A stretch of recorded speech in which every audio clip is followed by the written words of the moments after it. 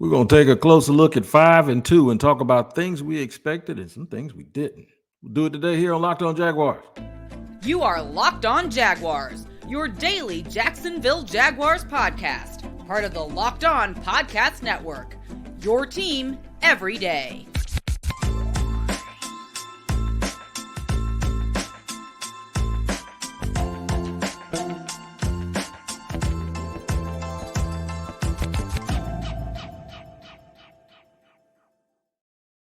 Going on, good people? Welcome to another edition of the Locked On Jaguars podcast. I am the host of the Locked On Jaguars podcast, Tony Wiggins.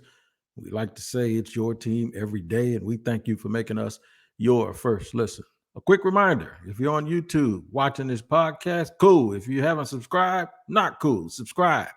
Hit that like button and make sure you hit the bell so you can get notifications each and every time we're about to or have dropped an episode. And if you listen to podcasts while you're driving around in your car, wherever that is, make sure that you tap in every single day so that you don't miss an episode. Today's show sponsored by FanDuel, sportsbook, official sportsbook of Locked On. Make sure every moment more. Make every moment more. Right now, new customers can bet $5 and get $200 in bonus bets guaranteed.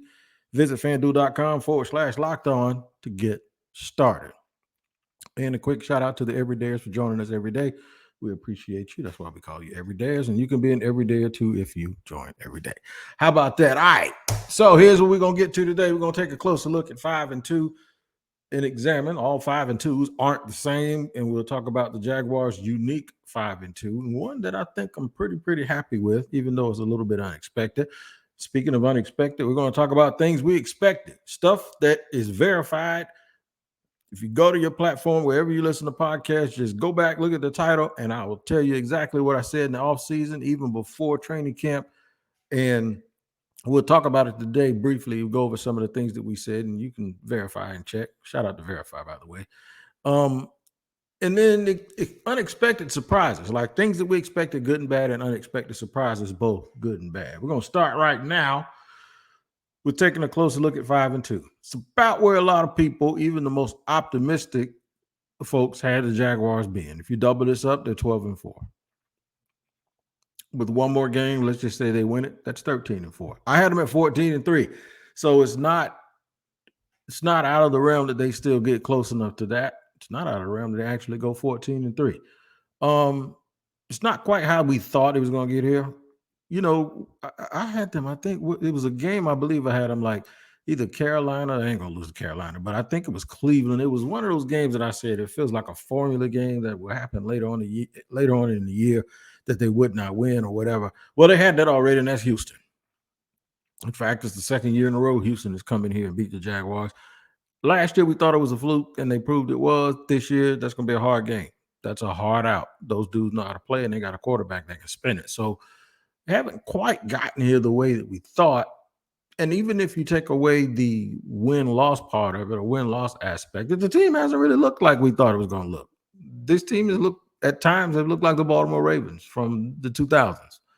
At times, that they really looked like a team that was more dependent on its defense. And that's something that we've said. By the way, shout out to Richard Sherman, soon-to-be Hall of Famer Richard Sherman. He tweeted, we were going back and forth because I disagreed with the fact that he said that Trevor Lawrence did not look the part or something like that. And I was like, he's been fantastic outside of 2 games. Went back and forth a little bit. It ended respectfully. Of course, Jaguar fans jumped all over the dude and told him he didn't know ball. And I don't know how y'all get the nerve sometimes to say a dude that's a first ballot Hall of Famer doesn't know ball, man. And then people bringing up all of this other stuff, the personal issues. I'm not that type of guy, and I kind of wish I can't tell people how to tweet, but I kind of wish people didn't do that. But anyway,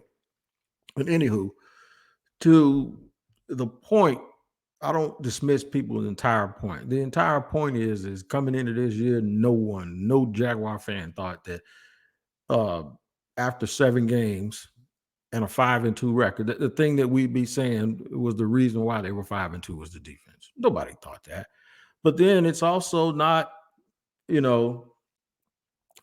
not a binary issue. You can say that, but also can say if you've watched the games, Trevor has played well for the most part. He has. I mean, even Patrick Mahomes hasn't played well every single game. So if this is a case where guys are they want Trevor Lawrence to play well like every single game, like he can't screw up. It's like every single game that he comes out here, he has to play well. Or because even Sherman pointed out when he was tweeting, he said Houston, Kansas City, and I'm thinking like, okay, they're 4-2. At that point, they were 4-2. Okay, they got 4 other games. Jack, how many games have we seen Mahomes screw up this year, right? Has Tua been great every game? No, I don't think so. What about Justin Herbert? You see my point? I think sometimes we move the goalposts when we talk about whether or not somebody's arrived or not, or whether they've done it. So I'm not the one, and Sherman said when I used the word fantastic, that it was overblown. I'm thinking that they were a little bit overblown, right? Some of the comments that I'm hearing from national people is a little bit overblown when they say hasn't lived up to the part. What are you talking about? He's not even somebody the Jaguars are considering. The Jaguars are going to give him a contract extension. Yeah. And you almost have to understand what it is that he's had to fight through. If you statistically look at it, and I'm not even talking about just watching film. I'm talking about knowing the team, knowing the situation. It's like looking at a film or a tape of somebody and not knowing what the coach asked him to do. You can't determine if the player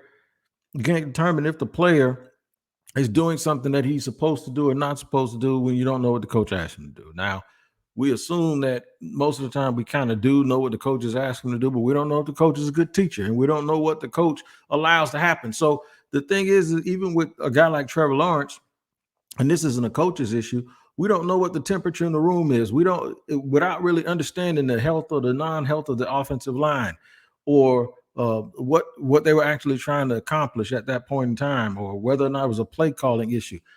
Looking at the drops in the game, sometimes you just don't know. So that's why we're going to take a closer look. But we're going to admit that none of us expected the Jaguars to be a team that we sit here and focus on the fact that their defense is what has them, or what has been carrying them for the most part. And all Jaguar fans, every Jaguar fan I've seen has said that. So I don't want to sit here and think like, well, all Jaguar fans don't think the same. When I say stuff like this, I'm talking about, for the most part, the feeling that I have. We recorded a little bit late today. The feeling that I have is that most people believe, like, thank God for the defense, right? Something I want to examine when I talk about things we expected. We're going to talk about Josh Allen. The defense being more active. That's something that we all expected, but it was a team perspective. And I really want people to examine when they think about Josh Allen and they say stuff like, Josh is great, we need to re-sign him, And then in the next breath, they say, we need to go get Danielle Hunter and Pat. How many teams outside of maybe the Chargers, how many teams have 2 guys on their team that you consider like alpha pass rushers? Like, watch that dude on that side. You can say Michael Parsons and DeMarcus Lawrence, maybe. But how many teams have 2 guys that people think are like those max pay defensive ends? So if Josh Allen is what you think he is, why is everybody wanting Danielle Hunter? Why? You should want complementary players on the other side. And this ain't about Trayvon, so I don't want to hear everybody talk about Trayvon. Trayvon has more sacks, the same amount of sacks right now that he did after 17 weeks last year, right? I'm just curious. I just really want to know. I really want people to answer that for me, because, and this is not bash Josh. Josh Allen has been really, really good, and we're going to talk about that. But it's something to examine here when we talk about things that we expected and things we did not expect. We'll do that in just a second here on Locked On Jaguars. I have to first let you know about our partners at eBay. They have teamed up with Locked On Fantasy Football host Vinny Iyer to bring you some of the best fantasy picks each week, all season long. Whether you're prepping for a daily draft or scouting the waiver wire every week, we're going to provide you players that are guaranteed to fit your roster. All right, the Jets wide receiver Garrett Wilson will come off a bye and build on his momentum with the improved Zach Wilson to have a big game against the Giants in Week 8. Start spreading the news in this New York battle. The Giants secondary cannot cover him well, and it has already given up big games to Deebo Samuel, Tyreek Hill, and Stephon Diggs. Garrett Wilson is a great talent, And the Jets are now back to using him as a dominant number one. So look for him to keep coming through with his best all-around game yet in fantasy 2023. Vinny Iyer from our Locked On Fantasy Football is going to help you win your fantasy championship, and eBay Motors knows the championship team is about each player being a perfect fit. Same with your vehicle. With over 122 million parts for your number one ride or die, you can make sure your ride stays running smoothly. Brake kits, LED lights, roof rack, bumpers, whatever your baby needs, eBay Motors has it. And with eBay Guaranteed Fit, it's guaranteed to fit your ride the first time, every time, or your money back. Plus, at these prices, you're burning rubber, not cash. I'm going to tell you right now, man, they got what you need. Got my daughter's brakes right when she was taking a long trip, and I couldn't be happier. Keep your ride or die alive at ebaymotors.com. eBay Guaranteed Fit, only available to U.S. customers. Eligible items only. Exclusions do apply. And you guys, if it doesn't fly, or if it doesn't apply, let it fly. But it applies today because we'll talk about the Jaguars here on the Locked On Jaguars podcast, where it's your team every day. Thank you for making us your first listen. All right, we entered the segment talking about surprises and not surprises. So things we're surprised about. I'm a little bit surprised that Josh Allen has the numbers that he has right now. I am not surprised that folks still think they need an edge rusher. And good for Jaguar fans that really, really know that you can never have too much pass rush, right? I think overall, and this is the one thing, when you look at the Jaguars defense, you go, man, this is the quandary that we're in right now, right? Is it really as good or bad as we think? And this is why we take closer looks here. I just spent the entire first segment saying that most people are saying that the Jaguars, and this is one of the surprises, that the team after 7 games and they're 5-2, that most people believe that the Jaguars defense is covering the team or carrying the team, right? I just spent the first segment saying that. Coming into the season, the thing that, or in the offseason, the thing that Doug Peterson said they needed the most was pass rush. Correct. Do they have a great pass rush? Not really. But when we get to segment 2, and the first thing we want to do is we want to mention how well Josh Allen has played. Okay, cool.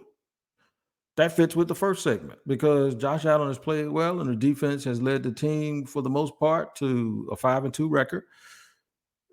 And then you ask yourself, what's the biggest thing that they need on defense? You go pass rush. So it could be 2 things. It could be the fact that you always need more pass rush, or it could be that we're just as confused by ourselves as anything, because if Josh Allen is playing well, pass rush is what they needed. The defense is carrying the team. Why do they need pass rush? And the thing is that folks never, ever, ever talk about the type of pass rush that could just give you a little bit of a boost, like trade for a decent player who's not a great player, but he's not a terrible player either. But if used in small spurts, he'd be really, really good for your team, right?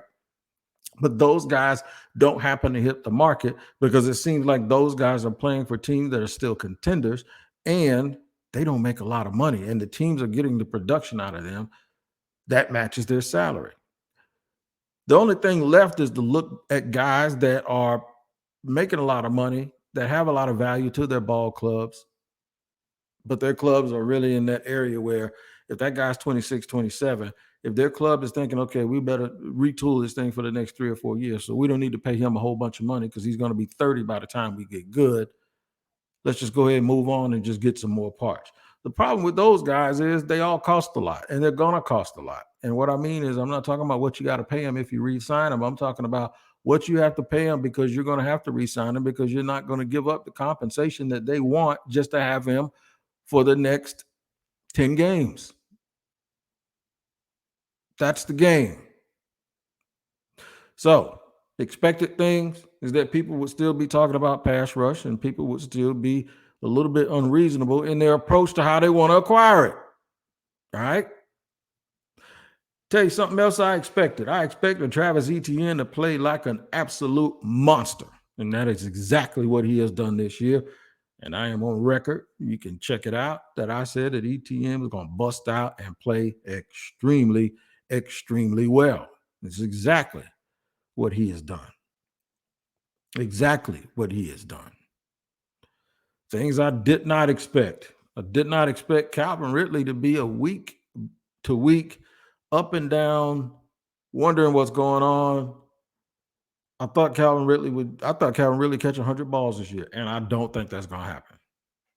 Now I don't. And really, Doug Peterson said the other day that, it was a little bit of a bracket. So I saw something interesting last night with Tyreek Hill, and I don't want to compare anybody to Tyreek Hill, but I will compare perceived number one top 10 wide receiver in the league to one of the top receivers in football that we've ever seen in Tyreek Hill, because it is competition. You're going to have to play against the same people that you talk about. So eventually, we talked about Calvin Ridley last week receiving a little bit of a bracket coverage, and Doug Peterson basically confirmed that by coming out Friday morning and saying, they got a guy in front of him, a guy on top of him, so they kind of stacked him to take away. And then I saw Tyreek Hill last night against the Eagles get bracket coverage, and he ran right through it. So either we need to call plays that allow him to run right through it once he recognizes it, or maybe he's a number two on a team that can win a championship. I'm not giving up on him, but I'm just saying at some point we have to start taking a look at stuff like that. When he did all of his work, he was number two in Atlanta with Julio Jones, right? Have we elevated him too quick? I'm not going to give up on him so fast. I'm going to sit here. I'm going to be patient. The question is how much do you give a guy like that in free agency? Because the draft compensation is what it is. I think he's going to hit or exceed all of those benchmarks that's going to allow Atlanta to get the highest pick, which is a second-round pick. So I'm just sitting here wondering, what do you do? What do you do in free agency? I'm going to talk about some unexpected surprises in a good way in segment 3, and then we're going to tie all of this thing up. And one of those unexpected surprises is who I think might be the best player performance-wise on the defense this year. We'll do all that in just a second here on Locked On Jaguars. Before I do that, I want to tell you about FanDuel. FanDuel is the absolute truth. You need to snap into the NFL season with FanDuel, America's #1 sportsbook. Right now, new customers get $200 in bonus bets guaranteed when you place a $5 bet. That's $200 in bonus bets, win or lose. If you've been thinking about joining FanDuel, there's no better time to get in on the action. The app is so easy to use, y'all. There's a wide range of betting options, including spreads, player props, over-unders, and more. So visit FanDuel.com/lockedon and kick off the NFL season. FanDuel, official partner of the NFL. All right, man, running it down here on Locked On Jaguars. It feels like they had a week off. They didn't. And I was testing out a graphic the other day, and I said it was a bye week graphic, and it wasn't a bye week. They played Thursday. They just played early. And there's one thing about having a real good football team, or a football team that is in contention. When they used to not play, it's a little bit different when they didn't play on Sunday, but it gave you a chance to really enjoy the rest of the games. And as much as I look forward to the Eagles and the Dolphins play, I didn't really enjoy Sunday football without the Jaguars because they have been must-see TV. One of the reasons is because they kept you on the edge of your seat every single game.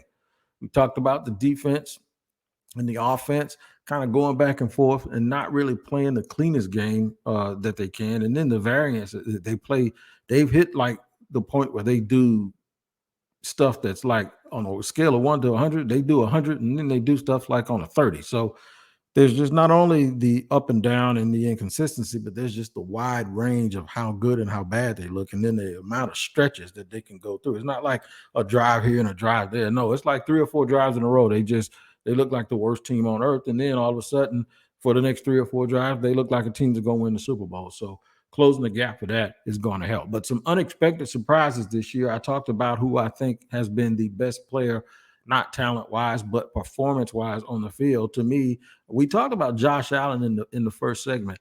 Josh has had maybe 3 really, really good games out of the 7. I'm not saying he's ever played poorly in any of them.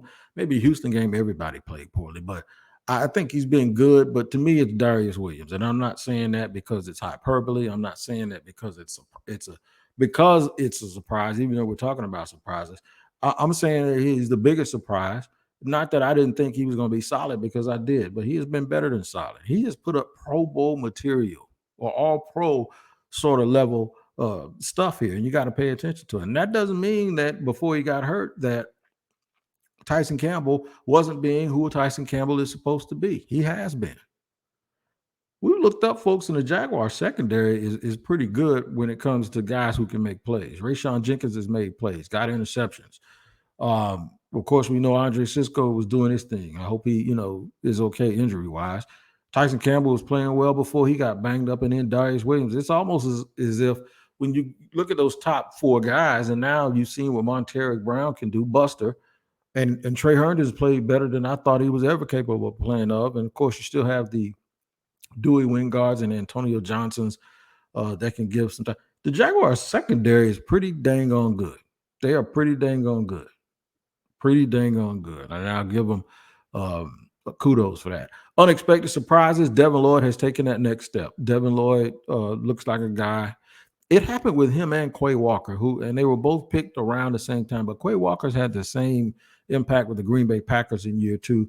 And Devin Lloyd has done the same thing. He has now done what everybody thought he was going to be able to do, and that's get his hands on a lot of loose balls, be very active, make and not miss tackles, just be all over the field. Looks like he's playing with the navigation system. And I saw somebody else say it looks like the game has slowed down for him.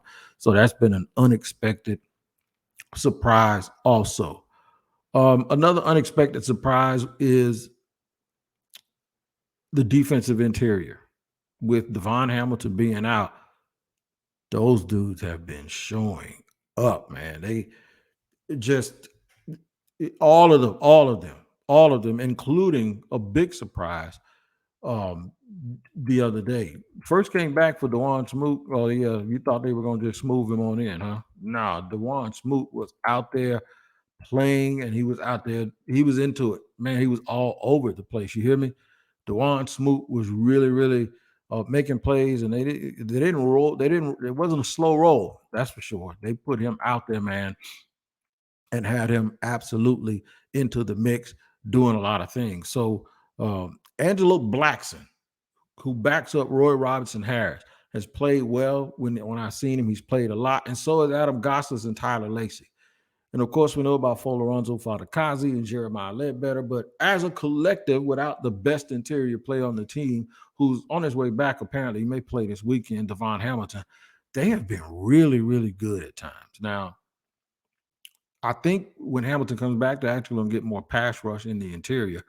But that's been an unexpected surprise. Another unexpected surprise is the lack of reps for Yasir Abdullah.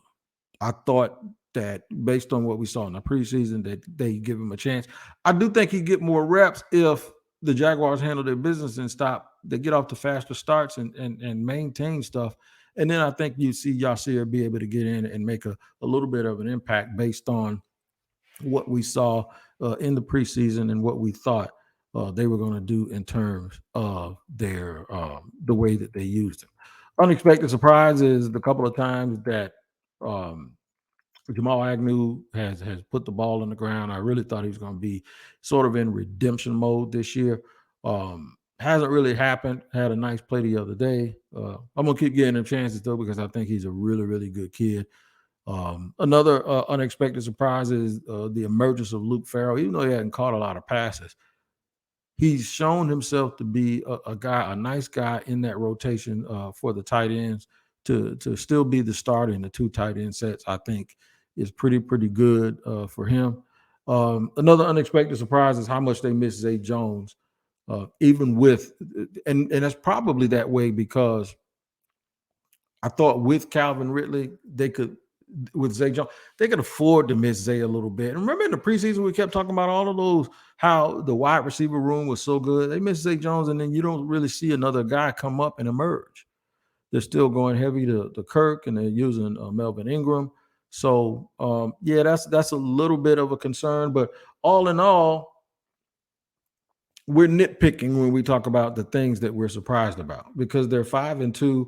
They haven't really played as fluent offensively. And I think overall that's the biggest surprise. The biggest surprise has been the inconsistency of the offense. Because remember, Doug and Trevor, that's the main part of this optimism, right? And they haven't played poorly. Doug hasn't called poor games. I just think we thought that thing was going to be Miami Dolphin, smooth. And maybe it's just not. Maybe, that's just not who they are. Maybe that's just not who they are. But kudos right now. I don't like giving out mid-season awards when it's not mid-season. But you can probably tell in my voice that Darius Williams and Travis Etienne are the two guys that I'm most thrilled with this season. All right, man. So we're going to keep looking at it this week. And we're not going to treat it like an off week because the Jaguars are getting ready for the Pittsburgh Steelers. Tough little game. Not necessarily the if you listen to the narratives about Pittsburgh, folks will sit here and tell you that it sounds like they're not really, really good, right? They can do some things, and they got some people that can do some things, and you just got to watch them. Quick news from an injury and a team moves point. The Jaguars sent out information a little while ago that they placed cornerback Greg Jr. on the reserve injured designated for return list. He was injured September 16th. In addition to, here's a Henry Mondo signing. This team has re-signed Henry Mondo to the practice squad, and they released defensive lineman Ross Blacklock from the practice squad. So Ross Black, that's not Angelo Blackson, that's Ross Blacklock. Mondo spent the entire preseason with the Jaguars. He was a surprise cut for me, but now this is what you do. You bring a guy back to the practice squad and see what he can do for you. You guys make sure you take care of each other while we get ready for the Pittsburgh Steelers. And remember, the Jags are 5-2. There's a lot more things to be optimistic about than to not be. Until next time, you guys, we'll see you here on the Locked On Jaguars podcast, where it's your team every day. And as always, we thank you for listening.